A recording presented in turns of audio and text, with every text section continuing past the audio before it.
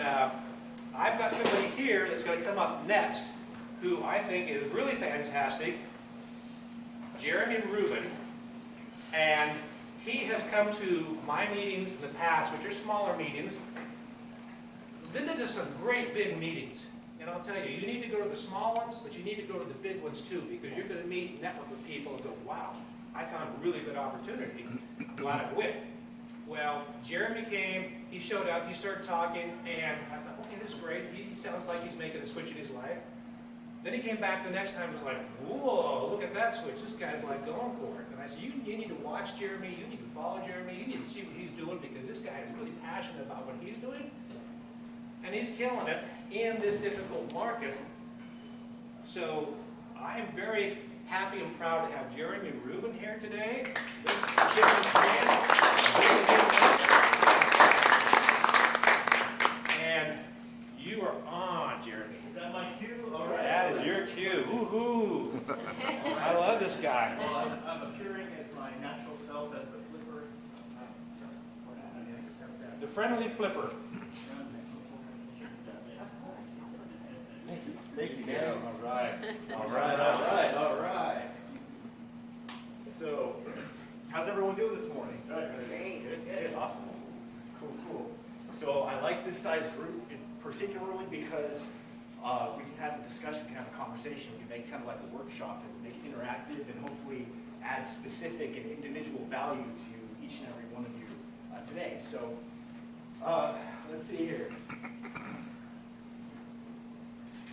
Start off with a little story that actually happened 2 events ago at the Los Angeles event, where all 3 groups get together, including the Realty 411 event. And we showed up the night before. We set up all of our stuff. We even had a meeting. It's like this, a lot of planning involved. I set up my booth and everything. Get a good night's sleep, get my morning routine in, and getting all ready, I show up to the event, and I forgot my suit. I'm like, all right, great. Guess I'm rocking what I rock on the daily then, which is this, pretty much like you see my Instagram stories. It's pretty straightforward about functionality and overall and comfortability pretty much. But so I'm like, okay, well, great. I get an opportunity to be myself. And just, I guess, how do we make lemonade out of this situation? Well, let's just roll with it. And it actually turned out to be a really positive experience once I kind of got over that little hurdle, because I was just like, well, forget it. I've got it. Here I am. I'm gonna, it's not the value of the suit or what I'm wearing. It's the value that I bring. So just let that shine through. And it actually let me, in a way, be more myself, because this is what I dress like on the daily. So since then, at the last live one online, as well as this one here in person, I was like, you know what? I'm the flipper. Like, okay, there's a time and place for a suit, but if I'm coming as my most authentic self to help people, like, this is what I'm like day to day. So I'm like, here we are. So that's what you get. And in addition to that, I have Friendly Flipper Academy is my company. We teach people, but that's just a reflection of what I do in real life, so to speak. So in the spirit of an academy and learning and things like that, I brought a whiteboard because, hey, we might just be, who knows, breaking down some deals today. Hey, keep it open to see how we can add the most value. But I do have some structure to this presentation, and I want to start with where I started, which was my first deal, and where I was back in, 2014, right about that time. But before I dive into that, I want to get a feel for the room real quick. How many buy and hold investors in here? If you're a buy and hold investor, raise your hand. 2, 3, 4, 5, 6, 7. Cool. How about fix and flip? You fix and flippers in here. 2, 3, 4, 5, 6. Cool. About 50-50 there. How about wholesalers or assignments, creative deals? 1, 2, 1. Okay, couple, cool. And anyone I'm leaving out? Investors. What's that? Investors. Okay, so just earning money on your capital. How many folks in here earning money on their capital passively, completely? There we go. we go. Yeah, that's what's up, that's what's up. Great place to be. Great place to be in the real estate game. So we do all of that. I started as a wholesaler, so to speak, I guess you could say, but I never really wanted to label myself that, and I don't think you should label yourself a specific type of investor, because wholesaling is an exit strategy. I mean, it might be your main business model, but it's just an exit strategy. And the way I teach now, the way I approach our business and our students as well, is I'm all about creating, it really comes down to two things, and that's conversations and conversion. I can spell Saturday morning. You get conversations and conversion. So what that means, we're generating conversations. We're putting ourselves in position to speak to people that are interested in selling real estate in one way, shape, or form. I'm not limiting myself to just, I'm only a wholesaler, I'm only a fix and flipper, I'm only looking for buy and hold. Our funnel, so to speak, is just wide. And then we figure out really what bucket it goes into later on. And this is, I'm bringing this up now, this could be wholesale, this could be fix and flip, this could be buy and hold, this could be creative, this could be just a note for someone, for example. But basically, we cast a wide net, and then we figure out, okay, what's the best fit? How can we best provide value to this client, to this customer, to this lead? And we approach it with value-based. It's always just, how can we add value? What are the solutions we can provide? This will allow you to talk to a lot more people. Oh yeah, I forgot a big one here. How can I leave that out? A listing. When I started, I wasn't a licensed agent. I am now a licensed agent. I caught on later on. I was like, but for a long time I debated, should I get my license, should I not? It's kind of a thing in the investor world, like people consider like strongly are the way the pros and cons. Like, I ultimately came down to this decision that it makes more sense to get my license than not, based for this one specific reason, and this was the deciding factor. I could basically make about 20% more profit on my flips by listing them myself. More or less, 6 to 10 grand, or 5 to 10 grand on most equals about 20% of the profit on those flips. So I'm like, well, that makes sense. So I went ahead and got my license, but it's not needed to do this, to invest in real estate. It's an option. You can have it, you can not have it. That's my personal take on it.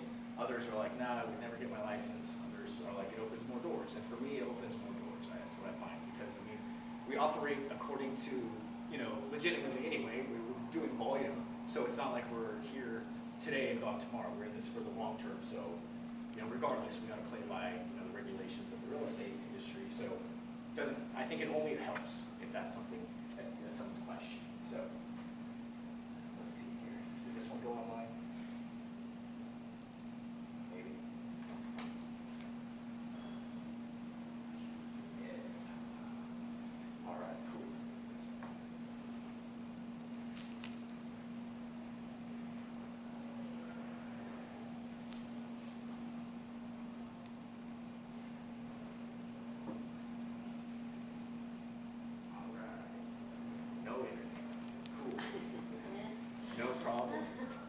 So always have a backup. Always have backup solutions. Like, I'm going to be dropping gems, nuggets, things I've learned along the way, along my path here.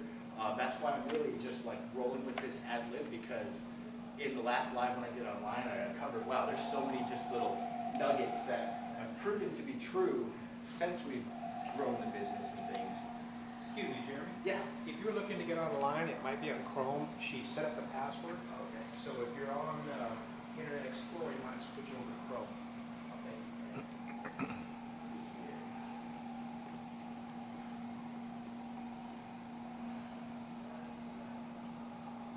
But the moral of the story is always have a backup too. Always have a secondary source, a power pack, internet connection,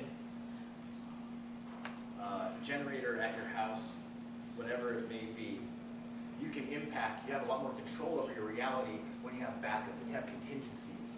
So an example of that is, when we put a house under contract, we might not even know 100% what our best exit strategy is going to be. But we're still going to put it under contract. If you want to get a deal done, you have to put houses under contract. Like, you got to get over the fear of, oh, what am I going to do with this? You got to put it under contract and then figure it out. There's contingencies in place for that for a reason. Who here, let me ask this question, who here has done a deal this year? This year? Oh, last year. In January.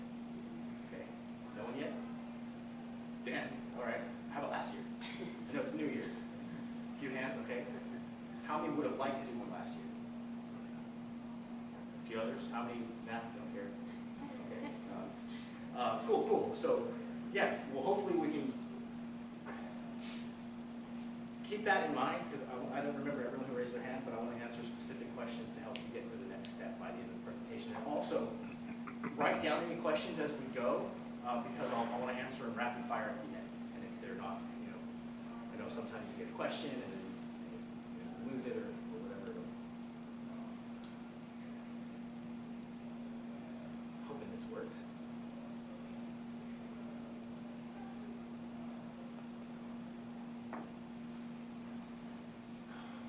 Okay. No internet, no problem. There's a hotel website, hotel connection. Yeah, you mind? All right, that'd be awesome. It's we call this the flip phone. That's the internet connection. No. So my first deal, I didn't know what I was doing. I was working at Verizon Wireless. I sold retail. Feels a little weird, but kind of cool. So I was working at Verizon Wireless. I worked retail for 11 years at Verizon. I actually, before that, worked at Circuit City. So straight out of high school, my career was retail-based sales. And that was cool because it got me out of my comfort zone. I was a super introverted high schooler, just stood around in the circle and stuff on the quad, just was super quiet, dude. Just never said anything. Didn't think I actually had anything of value to say. But getting into a sales career got me out of that comfort zone because I could talk about the product. That was cool because it's not about me, it's about the thing. So I highly recommend getting into sales if you want to obtain a skill set that you can take with you anywhere for the rest of your life.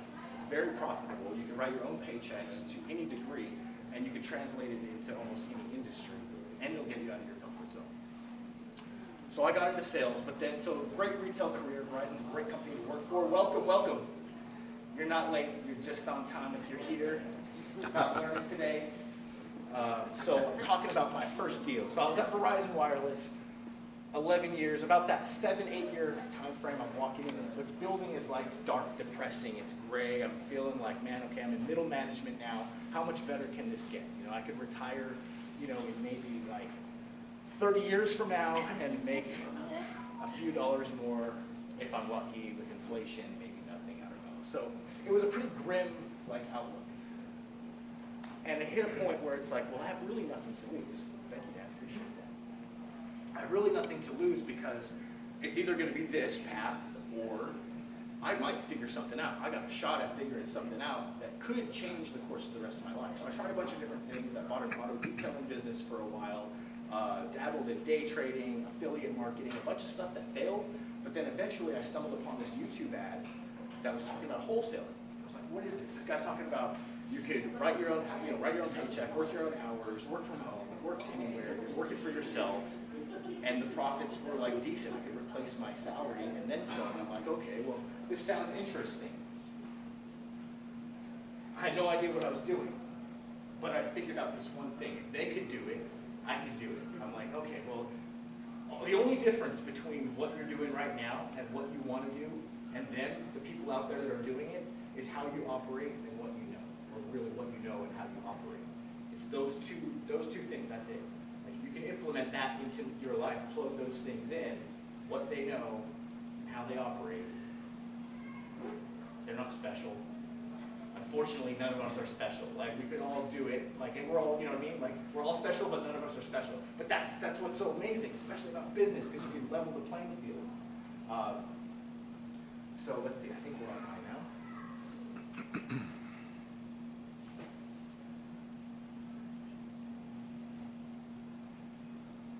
If I can type and talk at the same time, I can make more money for sure. But fingers crossed. Let's go.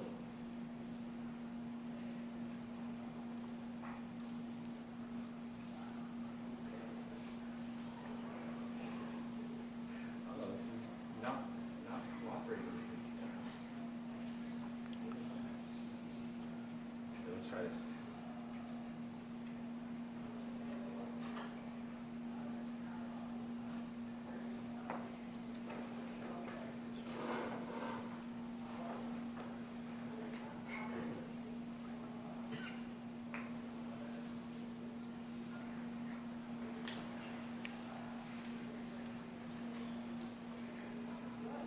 Oh, burn.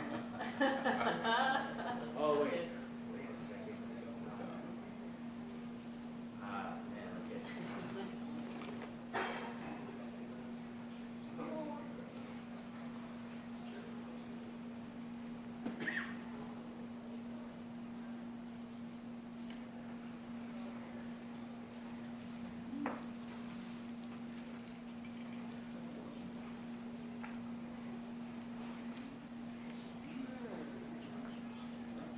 Okay, all right. Well, this is super odd, but hey, we're rolling with it in real life. I don't All know, your maybe my hard work. script-